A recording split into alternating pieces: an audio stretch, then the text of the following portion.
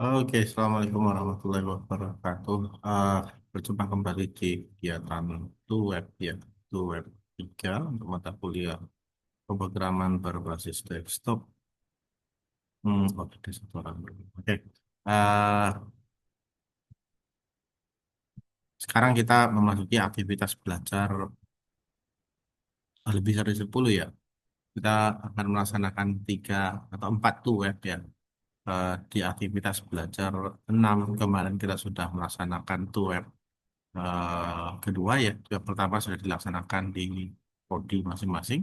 Kemudian sekarang kita web lagi nih di aktivitas belajar 10 ya. Linknya sudah saya masukkan di learning ya. Bagi Anda yang belum sempat bergabung, tidak jadi masalah ya. Nanti Anda bisa nonton rekaman videonya yang akan saya masukkan ke learning. Pada intinya ya silakan Anda pelajari materinya yang sudah sampaikan ataupun yang ada di learning.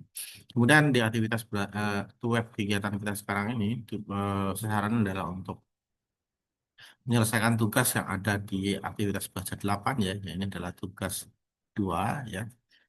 Yang mana kita akan menyampaikan materinya juga. Nah, kita review sedikit ya untuk materi kemarin sudah sampai di bagian aktivitas belajar 6 ya, namun belum full semua di aktivitas belajar 6.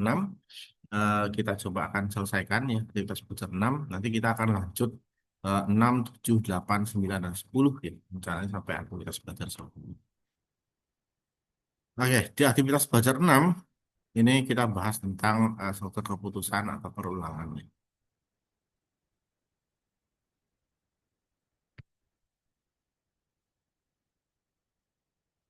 Eh, Oke, nah perulangan itu apa? Perulangan itu adalah bagian dari flow control ya, yang mana kita dapat mengatur jalannya suatu program ya. Untuk flow control itu ada 4 ya secara general. Yang pertama namanya adalah selection, pemilihan. Ini sudah kita bahas di web sebelumnya ya, yaitu dengan menggunakan if, ada if else, nested if, dan kawan-kawannya, dan juga dengan menggunakan switch case. Selain dari itu juga ada yang namanya perulangan. Perulangan itu yang kita bahas sekarang. Perulangan itu secara general bentuknya ada dua, satu content loop, yang kedua uncounted loop. Content loop itu artinya looping yang bisa dihitung, ya, bisa dihitung. Yang uncounted loop adalah looping yang tidak bisa dihitung. Ilustrasinya seperti apa? Misalnya, saya push up gitu ya, push up sebanyak 10 kali. Itu artinya looping yang bisa dihitung ya. Push up kan berulang ya, 10 kali. Ada angka hitungannya. Yang kedua uncounted loop itu seperti apa? Push up sampai capek misalnya. Itu tidak ada hitungannya karena kategori capeknya itu beda-beda per orang ya. Ada yang 10 kali belum capek-capek gitu ya. Ada yang 3 kali udah capek. Nah, beda-beda. Itu namanya uncounted loop. Nah, untuk yang counted loop itu bisa menggunakan for dan for each. Nanti kita akan bahas strukturnya. Yang kedua, untuk uncounted loop itu bisa menggunakan while dan do while. Oke, yang pertama untuk struktur yang for dulu ya. For ini digunakan untuk counted loop sebenarnya. Di sini kita salah satu perulangan yang sering saya pakai itu adalah for. Kenapa? Karena dia jauh lebih compact ya. Karena kita bisa buat strukturnya dalam satu baris saja. Nah, kondisinya itu ada 3 hal yang harus dipenuhi. Yang pertama itu adalah kondisi startnya seperti apa. Kedua ada conditionnya. Kondisinya selama kondisi memenuhi maka dia akan terus mengulang gitu ya. Yang ketiga ada incrementnya ya untuk membantu kita mengulang-ulang bagian tertentu dari program kayak gitu.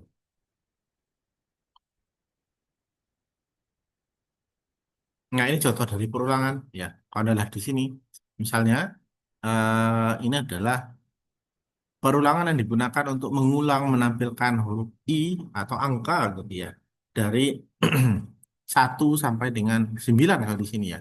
Nah, lihat logikanya ya. Bagaimana cara programnya jalan. Yang pertama itu kita punya inisiasinya ya. Inisiasinya ini kita kategorisasikan, kita setkan bahwa nilai awal i adalah 1. Kemudian di sini ada kondisinya. Nah, selama nilai I kecil dari 10, I-nya akan tetap diinkrimen dan tetap akan jalankan statement nampilkan ke layar. Maksudnya dicetak di layar tampilan. Ya. Nah, ambil contoh misalnya I pertama ini 1 nih. Dicek nih. I-nya sekarang 1. 1 masih kecil dengan 10? Jawabnya iya. Baru nanti dijalankan I-nya, maka tampillah angka satu. Diinkremenkan satu plus plus jadi dua. Nah sekarang dia balik lagi ke atas nih. I-nya sudah jadi dua, bukan satu lagi. Jadi dua masih kecil dengan 10 enggak? Jawabannya masih ya. Kemudian ditampilkan angka dua. Karena sistem penilaian ya, tampilkan. Baru diinkremenkan sekali lagi. Dua plus plus jadi tiga. Gitu nanti seterusnya sampai ke 9 plus plus ya, jadi 10. Nanti ketika I sama dengan 10, dia akan ngecek di sini. 10 sama dengan 10 enggak? Jawabannya tidak. 10 kecil dari 10 enggak? Jawabannya tidak. 10 itu sama dengan 10. Maka dia akan stop. Maka secara logika ya, program ini jalannya cuma nampilkan angka satu sampai dengan angka 9. Seperti itu. Ya, di sini ada nih sampai angka 9. Ini adalah software untuk for ya.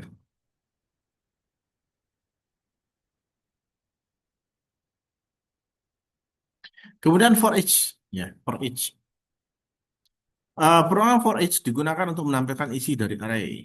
Biasanya digunakan untuk menampilkan isi dari array. Array itu ya bisa berupa data, semua data yang ada di dalam array, ataupun kita men-sorting isi data dalam array atau menampilkan sesuai dengan kriteria tertentu. Gitu.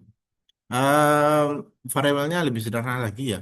Ya ada for, kemudian ada eh, apa namanya, itemnya apa gitu, per data arraynya.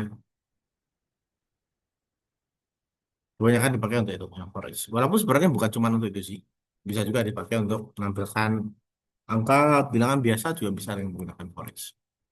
Ya, itu untuk yang quantitative loop. Yang quantitative itu bentuknya seperti apa? Ehm, Secara semantik itu sama ya, sama-sama perulangan. Cuman di for itu bentuk programnya itu seperti ini ya, sedikit lebih panjang lah dari struktur dibandingkan dengan yang di while sedikit lebih panjang dibandingkan dengan yang di for ya. Di sini kita juga punya inisiasi, kita set nilai i-nya sama dengan satu, kemudian kita cek kondisinya. While ketika nilai I kecil sama dengan 5, maka tampilkan nilai I-nya di layar. Contohnya bilang I satu nih, satu kecil sama dengan 5 tidak? Nah, iya, dia akan tampil angka satu. Setelah itu diinkremenkan satu-satu. I plus plus jadinya 2, satu plus plus jadi 2. Dicek lagi nih, sekarang 2 kecil dengan 5 enggak? Jawabannya iya. Tampilkan lagi I di sini. Iya, sekarang nilainya 2. Ya. Nanti 2 plus plus. 2 plus plus jadi 3. Dan seterusnya sampai nanti ketemu 6 plus plus 5 plus plus, nanti akan muncul nilai I6. Anda cek 6 itu kecil sama dengan 5 nggak? Jawabannya tidak, maka programnya akan berhenti di sini. Ini perulangan dengan menggunakan while. Jadi ya hampir sama lah dengan yang ada di eh, for gitu ya. Namun ada sedikit perbedaan dengan dual, walaupun semuanya sama-sama untuk perulangan. Cuman perbedaan yang paling kentara antara while dengan dual itu adalah di while, di while do gitu ya. Kita cek dulu kondisinya, baru kita tampilkan, eh, kita jalankan statementnya gitu ya. Sementara di dalam do while, kita lakukan dulu apa namanya, programnya gitu ya, eksekusi dulu statementnya, baru di kondisinya dicek kayak gitu. Jadi cetak dulu di layar, baru kondisinya dicek. Berkebalikan dengan while do ya tadi. Contohnya seperti apa ya? Sama dengan yang di sini ya. Lihat nih, di sini nilai inisiasinya I-nya adalah satu. Do, maka lakukan cetak di layar dulu. Tampilkan nilai nilai I-nya yang satu tadi. Baru dicek kondisinya. Nanti selama kondisinya satisfied, dia tetap akan ngulang ke sini. Ketika sudah ketemu 5 plus plus jadi 6, dia akan berhenti. Ini adalah untuk yang eh, dual.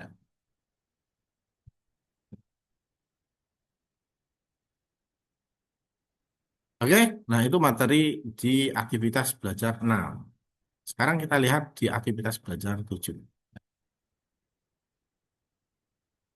Oke, di aktivitas belajar 7, kita belajar tentang konsep dari UML. Berarti untuk flow control itu sudah selesai di bagian 5 dan 6 ya. Yang materi 5 itu sudah kita bahas di tugas sebelumnya. Yang 6 juga sudah sedikit ya, namun belum kita selesaikan. Nah, sekarang kita akan bahas mengenai UML, Unified Modeling Language. Kenapa sih kita penting tahu tentang UML ya dalam pembuatan program. UML itu sebenarnya adalah apa ya? Dokumen rancangan lah ya, lebih ke dokumen rancangan. Tempat Anda mencatat program Anda, tempat Anda mendokumentasikan program Anda, bentuk dari desain dari program Anda itu seperti apa kayak gitu. Sama seperti blueprint yang ada di dalam bangunan. Itu adalah peran dari si UML. Kalau untuk project dummy UML sebenarnya nggak dibutuhkan ya. Tapi kalau Anda merancang project dengan skala industri, ya industrial standard, itu wajib pada UML-nya. Nah, UML di sini ada banyak jenis ya UML nanti dari diagram-diagram yang merepresentasikan bentuk-bentuk tertentu dari desain yang Anda buat ya, mulai dari class diagram, object diagram dan lain-lain seperti itu. Ya tujuannya adalah untuk pemodelan visualnya ya supaya desain tersebut dapat terrecord dengan baik ya, dapat dipelajari dengan baik kayak gitu ya, dapat diwariskan dengan baik untuk desainnya. Nah, secara pembagian ya, UML Unified Language Diagram itu ada dua kategori, bukan dua kategori, lebih ke dua jenis ya. Yang pertama namanya structural diagram, ini diagram structural. Yang kedua itu behavioral diagram, diagram behavioral. Structure diagram ini lebih menggambarkan bagaimana bentuk struktur dari program yang akan kita bangun. Isinya itu dapat berupa kelas diagram, objek diagram, bagian komponen dari diagram ya. Bagian komponen dari sistem, lebih ke struktur dari sistemnya. Behavioral diagram ini lebih ke perilaku dari si sistem. Ya. Apa yang bisa dilakukan oleh si sistem. Contohnya misalnya activity diagram, itu melambangkan bagaimana aktivitas yang terjadi di sistem dari sudut pandang aktor, mungkin gitu ya. Kemudian ada sequence diagram, melambangkan bagaimana sequence-nya ketika program tersebut di running gitu ya. Ada communication diagram, ada state machine diagram, dan ada use case diagram.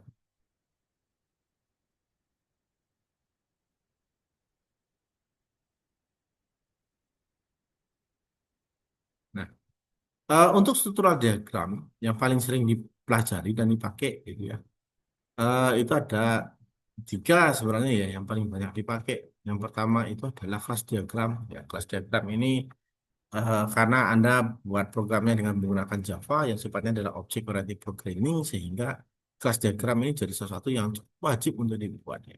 Yang kedua itu behavioral diagram. Ini menggambarkan perilaku dari si sistem ya. Bentuknya bisa berupa use case, sequence, collaboration, state chart dan juga activity diagram. Untuk kelas diagram sendiri, ya, ada tiga komponen dalam kelas diagram ya. Ada nama, atribut, dan metode. Atribut dan metode dapat memiliki satu sifat. Satu sifat bisa berupa private, protected, dan public. Ini kalau di dalam konsep PBO ini disebut dengan enkapsulasi. Enkapsulasi. Jadi enkapsulasi itu artinya adalah pembungkusan, yang mana kita bisa membungkus baik itu kelas, metode, ataupun atribut ya atau variabel supaya tidak diakses secara serampangan dan sembarangan. Ada tiga bentuk modifier dari si enkapsulasi. Yang pertama by defaultnya itu adalah publiknya. Kalau Anda tidak nambah email-email apapun di depan tipe data dari si variabel, maka dia otomatis jadi publik. Publik itu artinya apa? Dapat dipanggil oleh siapa saja. Yang kedua itu protected. Protected itu adalah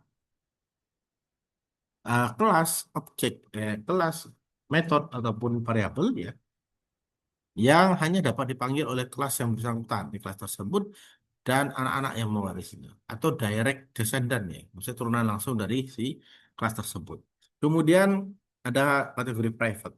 Private ini modifier yang digunakan pada metode ya, atau pada kelas atau pada atribut atau variabel yang tidak dapat dipanggil dari luar kelas yang bersangkutan. Itu kita ada contohnya.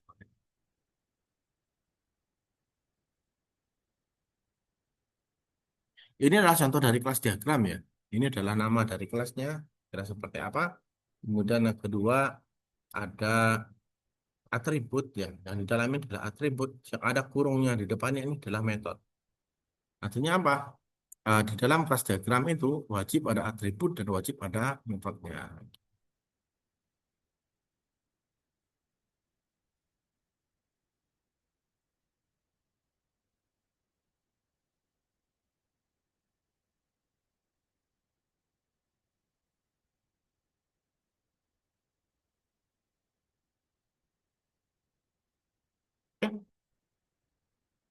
Em, tentu juga kalau ada misalnya turunan ya atau ada konsep yang diimplementasikan di dalam kelas diagram. Misalnya kalau kita bicara tentang object oriented programming itu ada empat pilar utama ya, mulai dari encapsulation, inheritance, ada polymorphism dan juga abstraction. Misalnya kalau ada polymorphism, inheritance gitu ya, yang artinya adalah pewarisan dari satu kelas induk menjadi kelas-kelas anak yang lain, itu tetap dibuat notasinya di dalam kelas diagram.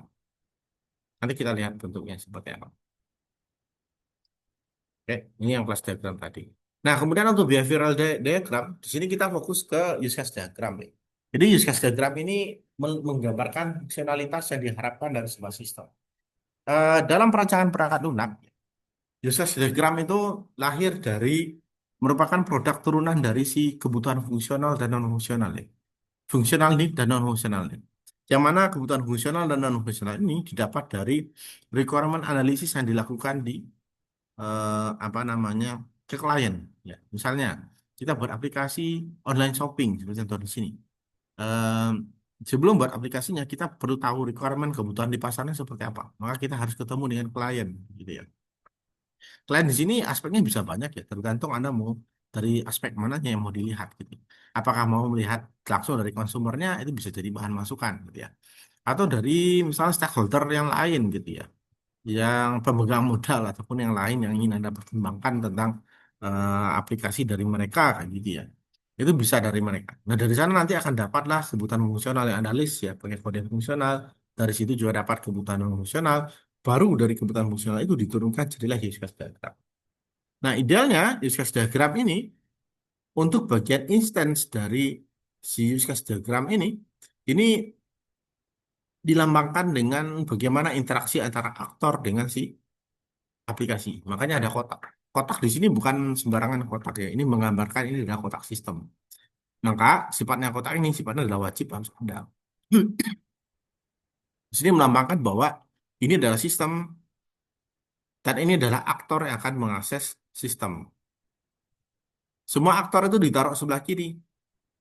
Aktor sebelah kanan ini lebih ke pihak ketiganya. Misalnya di sini ada PayPal, credit card service, ada authentication dan lain-lain. Kalau menggunakan API ataupun service yang lain, itu bisa ditaruh di sebelah kanan, aktor di sebelah kiri.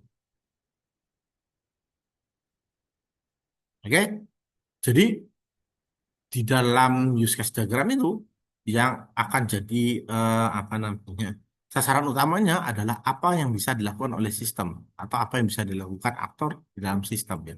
Bukan bagaimana ya, sebuah sistem itu bekerja enggak. Misal di sini customer bisa melihat item. Bagaimana cara dia lihat item itu nanti di activity diagram, bukan di use case diagram. Use case diagram cuma menjawab masalah apa, what, kayak gitu ya, yang bisa dilakukan. Kalau how to do it adalah dengan menggunakan activity diagram. Kemudian ada sequence diagram. Ini adalah diagram yang digunakan untuk menggambarkan interaksi antar objek di dalam dan di sekitar sistem, termasuk pengguna, display, dan sebagainya macamnya. Ya. Berupa message yang digambarkan terhadap waktu. Oke, sequence diagram itu terdiri atas dimensi vertikal. Yang bagian vertikal ini adalah dimensi waktunya ya. Kemudian dimensi vertikalnya adalah waktunya dari atas ke bawah ya. Kemudian bagian horizontal ini adalah objek-objek yang terkait. Misalnya si customer. Yang pertama dilakukan adalah login. Di login screen ya. Nanti akan divalidasi di security manager. Dicek detailnya di bagian user. Kalau sudah tervalidasi, maka akan ditampilkan input, ya, akan ditampilkan result yang akan ke halaman login lagi. Itu akan muncul pesan login berhasil.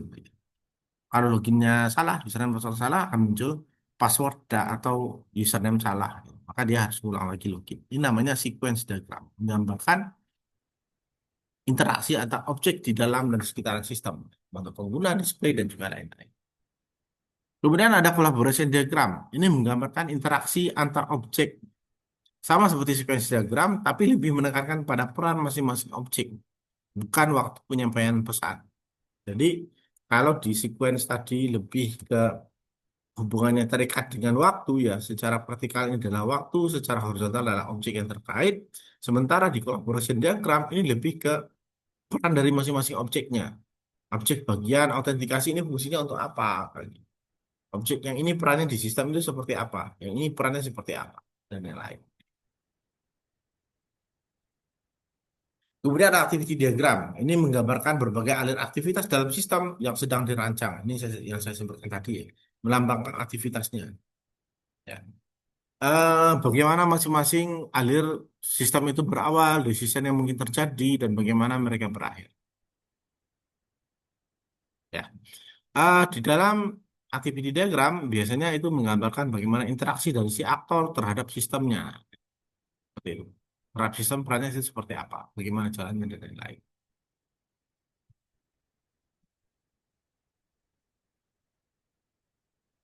Oke, ini bagian pertama dari si UML ya, yang saya pertama. Jadi ada beberapa tadi ya, dari eh, yang structure diagram itu kita bahas tentang kelas diagram, kemudian behavioral diagram kita bahas tentang use case diagram, sequence diagram, collaboration diagram, state chart, mesin diagram, dan juga behavioral diagram. Yang state chart diagram ini transisi ya, perubahan dari satu state ke state yang lain. Ketika login misalnya berhasil atau tidak, divalidasi atau tidak, ini ada perubahan state chart diagram. Oke, itu di aktivitas belajar 7. Sekarang kita lanjut dulu sebelum kita bahas tugas di aktivitas belajar 8. Ini masih lanjutan dari UML yang tadi ya, di aktivitas belajar 8. Di 8 itu masih lanjutan dari UML. Untuk yang 8 ini Anda bisa mulai merancang UML ya. Mulai belajar merancang UML dengan menggunakan Star UML. Nanti Anda bisa eh, lihat di web Anda searching sendiri ya. Ya Star UML ini lengkap sekali ya. Untuk bisa digunakan dengan bagus gitu ya. Tapi kalau Anda nggak mau pakai Star UML karena memang pada prinsipnya ini berbayar ya. Fitur free-nya juga ada. Anda juga bisa menggunakan Draw.io ya. Ini juga bisa digunakan untuk menggambarkan diagram. Dan cukup lengkap. Dan ini full gratis. Anda bisa menggunakan dua hal ini untuk pembuatan diagram. Oke, sekarang kita lihat yang 9. Di materi 9 ini kita bahas tentang abstraction dan interface. Sebelum ke sini rasanya mungkin ini dulu ya. Kita bahas yang tugas 8 lah ya. Karena materi yang 9, 10 nanti kita akan bahas berhubungan dengan tugas yang terakhir. Nah, di aktivitas 8 di sini ada tugas. Saya cek sudah ada beberapa yang mensubmit ya tugasnya. Namun tugas di sini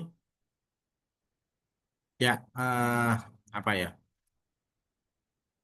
Oh ya, terkait dengan tugas di mata kuliah pemrograman berorientasi objek apa berbasis desktop ini gitu ya. Em, itu tugasnya berbentuknya adalah video ya. Jadi ada video yang harus Anda submit. Jangan cuma sekedar submit dalam bentuk teks ya, atau dalam bentuk dokumen, nanti nilai Anda nggak akan sempurna ya. Walaupun betul yang Anda buat di dokumennya, atau cuma submit bentuk program. Ada juga yang seperti itu, submitnya programnya gitu ya. Silakan kerjakan tugas sesuai dengan petunjuk pengerjaan dan poin penilaiannya. Kalau Anda tidak menyelesaikan sesuai dengan yang ada di sini, nanti nilai Anda bisa minus. Kalau dimintanya video, ya silakan video. Dan kalau buat video itu adalah video penjelasan ya, video penjelasan. Bukan video Anda nunjukin aja, karena beda-beda nih kasus mahasiswa gitu ya. Ada yang buat dalam bentuk short video, 1 menit doang gitu ya. Ini adalah tugas yang saya buat. Di sini ada kelas ini 1 menit selesai. Bukan itu yang dimaksud di sini ya. Ya, rata-rata mungkin dari 10 sampai 15 menit penjelasan. Anda jelaskan secara komprehensif gitu ya. Mulai dari, kalau bisa langsung Anda buatkan di video tersebut programnya. Ya, itu lebih bagus lagi gitu. Dibandingkan Anda cuma nunjukin di highlight kayak gitu. Cuman makan waktu 1 menit ya. Itu rasanya ada yang kurang dari tugas yang Anda kerjakan. Kayak gitu. Ya, semoga di tugas yang 2 dan 3 nanti bisa lebih baik ya dari kualitas video yang Anda submit di tugas. Kemarin saya cek dari tugas 1 itu ada beberapa yang seperti itu. Nah, di tugas 2 ini ada kita akan buat apa namanya aplikasi sederhana restoran makanan ya.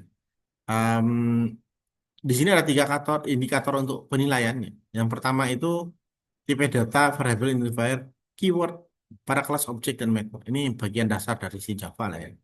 Kemudian yang kedua itu mengimplementasikan array dan atau string dalam metode. Wajib pada array dan atau string ya dalam metode. String itu bisa pakai array apar ya, array apar. Kemudian mengimplementasikan struktur keputusan seperti if else, else if, switch case dan nested if. Kemudian mengimplementasikan struktur keputusan perulangan ya, for each while dan do while yang sudah kita sampaikan tadi. Nah, di sini kalau Anda lihat ya, untuk tugasnya sebenarnya ya menyelesaikannya pakai ini ya, pakai selection dan juga pakai looping. Lihat ini aplikasi sederhana dalam restoran makanan. Di sini ada beberapa fungsi. Fungsi pertama adalah input menu restoran, yang kedua pemesanan, yang ketiga menghitung total biaya, yang keempat mencetak struk, yang kelima manajemen menu aplikasi. Nah, di bagian input menu restoran, program harus memiliki data menu makanan dan minuman beserta harganya. Jadi bisa dilihat tuh daftarnya. Anda bisa gunakan switch case ya. Nanti yang mana si klien itu bisa milih menu berdasarkan angkanya misalnya gitu ya. Kalau dipilih angka satu mana maka menu satu dan di situ ada detail harganya misalnya. Atau Anda juga dapat buat dalam bentuk data berupa array ya. Setiap item harus memiliki nama, harga, dan kategori. Dia ada tiga field item ya. Nah, di setiap itemnya, misalnya ada ayam geprek gitu ya. Nama ayam geprek, harga misalnya 20.000, kategori makanan. Nah, ini ada tiga. Kemudian ada fitur atau fungsi pemesanan. Jadi program harus memungkinkan pelanggan untuk memesan makanan dan minuman berdasarkan daftar menu yang sudah ditampilkan sebelumnya. Pelanggan dapat memasukkan menu-menu yang ingin mereka pesan tidak terbatas hingga pelanggan memasukkan input selesai. Ini berarti bisa menggunakan menu while. Nah, perulangan dengan while atau do while atau while do. Nah, jika menginput nilai teks di luar dari pilihan menu restoran yang ada, sistem akan meminta input kembali. Ya, jadi wajib pakai yang ada di dalam teksnya. Penyesalannya bisa dengan menggunakan list ya. Dianaliskan aja nanti list pesanannya ada apa aja. Kemudian menghitung total biaya. Program harus dapat menghitung total biaya pesanan berdasarkan item-item yang dipilih dan jumlahnya.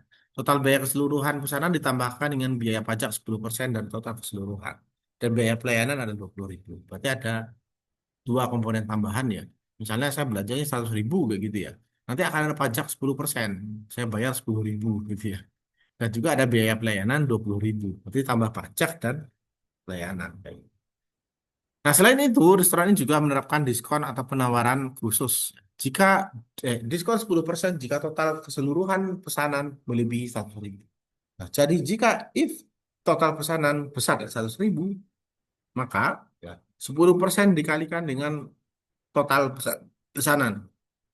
Sekarang pesanannya 120.000. Ya, tinggal dikalikan dengan 10%, nanti dikurangi lah 10% itu dari situ.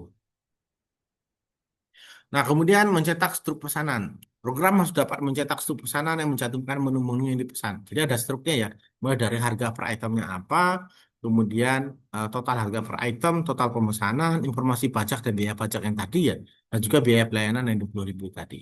Nah, jika ada diskon dan harga setelah diskon, tampilkan informasinya ke dalam struk pembayaran. Jadi di bawah misalnya ada diskon nih, 10% ya, jadi total bayarnya sudah dikurangi dengan diskon. Kemudian ada manajemen menu aplikasi. Program memungkinkan terdapat dua menu utama, yaitu menu untuk pelanggan pemesanan dan menu untuk pengelolaan menu. Untuk pemilik restoran agar dapat menambah menu baru, mengubah harga, menghapus menu restoran. Navigasi menu dapat kembali ke menu parent sebelumnya. Jadi ada dua menu itu bisa back, ya. Bisa pilih kemudian back kembali ke bagian menu utama. Pada saat mengubah atau menghapus data akan muncul daftar menu dan kemudian menginput nomor menu tersebut sebelum dieksekusi. Sebelum dieksekusi, terdapat konfirmasi terlebih dahulu ke layar monitor. Jika sudah yakin untuk mengubah atau menghapus, pemilik restoran menginputkan ya. Oh, jadi ada validasinya ya untuk menghapus. Nah, yakin untuk menghapus ya, gitu. Validasinya pakai JavaScript juga oke gitu ya. Kalau mau nambahkan ya. Dapat kemudian akan kembali ke menu pengolahan. Jika memilih ya, terdapat perubahan pada data menu. Jika tidak, maka tidak akan ada perubahan. Catatan, jika menginput nilai atau teks di luar dari pilihan menu yang ada, sistem akan meminta input kembali. Jadi harus dibatasi ya. Kalau di switch case itu Anda bisa batasi di bagian inputnya. Anda sudah buatkan menu-menunya menu 1 sampai 10 misalnya tiba-tiba dan disuruh pilih angka 1 sampai 10, tapi kliennya malah pilih angka 11. Itu nanti akan disuruh isikan lagi gitu ya. Oke, kemudian petunjuk pengerjaan. Buatlah sebuah kelas menu yang merepresentasikan menu makanan, minuman di restoran dan atributnya. Silakan mahasiswa menentukan sendiri input menu makanan dan minumannya. Minimal terdapat 4 menu masing-masing kategori menu. Ini bebas ya, Anda isikan nanti. Buatlah kelas utama atau main yang memiliki berbagai metode untuk menampilkan daftar menu makanan dan minuman, menerima dan mengolah pesanan, menghitung total biaya pesanan, mencetak struk pesanan untuk tampilkan ke layar, manajemen menu aplikasi, menambah menu restoran baru, mengubah harga menu restoran, dan menghapus pesanan. Format untuk menampilkan data menu adalah dikelompokkan berdasarkan kategorinya. Jadi untuk data menunya nanti per kategori ditampilkan ya. Kemudian penggunaan array dalam mengolah menu restoran dan pelanggan. Jadi untuk menambahkan menu dan lain itu wajib dalam bentuk array ya. Gunakan struktur keputusan dalam mengimplementasikan fungsi perhitungan total biaya dan mencetak struktur pesanan. Ini pakai if else ya. Pakai nested if atau if else yang banyak itu juga bisa. Penggunaan struktur pengulangan untuk menampilkan daftar menu. Ya, ini pakai pengulangan. Setiap dipilih nanti dia bisa nambah-nambahkan terus sampai dia klik selesai kayak gitu. Menginput pesanan pelanggan, menghitung total biaya, dan menambahkan berapa menu baru sekaligus. Menampilkan skenario struktur keputusan yang ada pada soal. Durasi video maksimal 15 menit. Jadi seperti itu ya. Jadi ya beberapa ini harus teliti tentang persenannya, kemudian nilai akhirnya seperti apa gitu. Harus jelas. Ini adalah tugas 8 ya. Tugas 2 di aktivitas belajar 8. Tugas 2 ini sifatnya adalah wajib ya. Sekali lagi wajib bahwa kalau di mata kuliah berpraktik Anda sempat bolong tugasnya ya, nanti akan berimbas ke nilai akhir Anda. Gitu. Jadi silakan Anda siapkan dengan baik. Oke, karena waktunya sedikit lagi ya, kita lanjut aktivitas belajar 9. Di aktivitas belajar 9 ini nanti akan jadi pengantar untuk tugas 3 ya, tugas terakhir. Nah, di aktivitas belajar 9 kita akan masuk ke bagian pilar dari si OOP ya. Ini sudah masuk ke pilarnya OOP ini. Ya. Ada apa di sini? Nah, di sini Anda bisa lihat ada abstraction. Abstraction itu adalah cara untuk melihat suatu objek dalam bentuk sederhana. Ini pilar ketiga dalam OOP ya, abstraksi. Setelah polymorphism itu dibahas tentang abstraction. Abstraksi itu hampir mirip dengan interface, namun dalam beberapa konteks itu ada perbedaan ya di interface. Penyederhanaan dilakukan dengan menyembunyikan detail implementasi dari objek sehingga hanya fungsi fungsionalitas saja ditampilkan. Pada prinsipnya untuk abstraction itu kita buat kelasnya dalam bentuk kelas abstrak ya. Kelas abstrak itu akan bisa nggak bisa dijalankan sendiri dan dia wajib diimplementasikan kelasnya ya. Karena bentuknya abstrak. Jadi kelas abstrak itu dia wajib punya kelas, ada kata abstrak di depan kelasnya dan juga wajib punya metode abstrak. Metode abstrak itu adalah metode yang belum terimplementasikan ya. Nanti kapan bisa dijalankan ya setelah diimplementasikan di kelas anaknya kayak gitu. Ini bentuk metode abstrak, void say hello. Ini nggak jelas ya, say hello ini ngapain gitu. Karena memang belum ada implementasinya. Ya. Kemudian ada void greeting, ini ada ditampilkan isinya apa.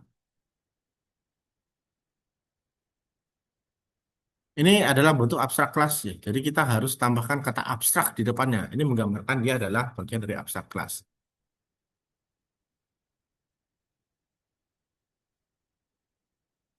Misalnya di sini saya punya metode abstrak ya, dan kelas abstrak. Abstrak shape ya. Kemudian ada color, tipenya string, ada get area. Get area ini adalah metode yang abstrak, bisa dimiringkan di dalam kelas diagram ya. Dari ini kita akan implementasikan, kita buat anak dari kelas shape ini dalam bentuk dua anak. Satu adalah triangle segitiga, yang kedua adalah circle ya. Si triangle ini akan punya atributnya dia sendiri dan dia akan mengimplementasikan metode abstrak yang ada di kelas induknya, kelas shape ya. Jadi get area di sini. Yang circle juga dia punya atribut sendiri. Dia akan mengimplementasikan get area di tempatnya dia ya, karena metodenya masih metode abstrak di sana. Ya. Ini bentuk dari contoh kode programnya ya, untuk yang class triangle yang tadi. Jadi class triangle extend shape. Jadi ini class shape ya. Ada isinya ada color, kemudian ada void set color ini adalah metode abstrak ya. Kemudian string get color return dan ada abstrak float get area. Ini adalah metode abstrak yang tadi ya, yang get area. Nah, ketika dibuat kelas triangle dan dia diturunkan dari kelas shape, berarti anaknya langsung ya. Di sini Anda bisa lihat float get area. Dia akan manggil get area di sini. Tapi metodenya itu akan di override. Override itu apa? Ditimpa. Ya. Di dalam kelas induknya ini tidak bisa ngapa-ngapain karena memang masih general. Di kelas anak diimplementasikan sesuai dengan kebutuhannya. Nah, sekarang kita lihat anak yang kedua, namanya adalah circle. Circle juga anak dari kelas shape yang di sini ya. Dia turunkan dari kelas ini. Dia juga akan menggunakan metode get area yang punya induknya yang abstrak yang tadi. Namun di kelas circle implementasinya berbeda dengan yang di kelas segitiga. Kalau metode get area-nya itu dengan menghitung apa ini luas dari si segitiga, luasnya adalah setengah dari alas kali tinggi ya, setengah dari base kali height gitu ya. Kalau luas dari circle kan bukan gitu ya, luasnya adalah pi kali r kali r, pi r kuadrat. Maka dua kelas yang berbeda itu bisa mengimplementasikan ya abstrak dari kelas induknya dari kelas abstrak ini dengan cara yang berbeda. Ini namanya konsep overriding di dalam Java. Gitu ya. Oke, nah kemudian ada interface. Nah, interface ini apa? Interface ini adalah penghubung ya antara sesuatu yang abstrak dengan sesuatu yang nyata. Bentuknya misalnya di sini. Em, Perhatikan ikon-ikon aplikasi di smartphone. Misalnya contoh di smartphone Anda ya. Ketika Anda jalankan aplikasi, Anda hanya perlu mengklik aplikasi tersebut dan aplikasi tersebut dapat digunakan. Ikon di dalam aplikasi itu adalah interface-nya. Kita tidak wajib tahu bagaimana aplikasinya jalan di belakang layar. Itu konsep dari si interface. Oke, itu materi kita yang ke-9. Em, Terakhir yang 10, di sini kita bahas tentang inheritance ya. Ini nanti mungkin akan saya lanjutkan lagi di web kita yang terakhir ya. Yang terakhir, ini bahas tentang inheritance atau pewarisan. Ini adalah salah satu konsep yang sangat penting di dalam eh, belajar object oriented programming. Mungkin itu aja lah untuk kegiatan web kita di kegiatan web 3 kali ini. Jangan lupa di submit tugasnya ya sesuai dengan deadline dan jangan sampai telat gitu. Sekian, terima kasih banyak. Saya Heri, wassalamualaikum warahmatullahi wabarakatuh.